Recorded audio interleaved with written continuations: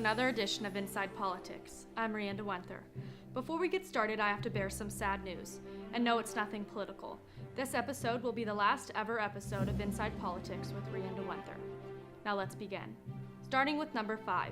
This past Tuesday, 7 states, including Texas Attorney General Ken Paxton, filed a lawsuit that challenges the lawfulness of DACA. Their argument states the creation of this program in 2012 by former President Barack Obama violated the Constitution and federal law. This lawsuit could potentially interfere with multiple different rulings from judges spanning between 3 separate judicial areas of the country. These rulings have blocked the ending of the DACA program and could complicate the Justice Department's stance on the issue. Number 4. On Monday, President Donald Trump extended the deadline that prolongs exemptions and allows steel and aluminum imports from the European Union, Canada, and Mexico to be taxed at 25% and 10% one more month. This push allows the U.S. and allies more time to negotiate a final agreement over the issue. Number 3.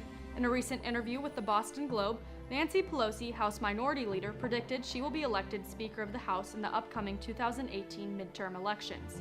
In the interview, she argued her case for leadership qualifications and even claimed that the Democrats need her at the table leading Congress. Number 2. Following recent confirmation as the United States' top diplomat, Secretary of State Mike Pompeo visited the State Department this past week. In his remarks to the hundreds gathered in the entrance, he claimed that he was there to pump new life back into the oldest U.S. cabinet agency and that his mission is to lead you. America cannot achieve its objectives absent you all. He admitted that he has lots to learn about the department and will spend as much time he can getting to know the organization. And finally, number 1. This past week, while presenting the Commander-in-Chief's trophy to the West Point football team, President Donald Trump suggested his idea to add a new branch to the U.S. military that could be dedicated to fighting in outer space. This concept, known as Space Force, has been praised by Alabama Republican Representative Mike Rogers, has received some support from Capitol Hill, but has produced skepticism from the Pentagon. It's been said that House lawmakers are pushing forward with their proposal amid Trump's support to establish a subordinate unified command for space under U.S. Strategic Command that would be responsible for joint space warfighting operations. That's it for this episode of Inside Politics. Thank you for tuning in to this episode and every other episode over the past 2 years.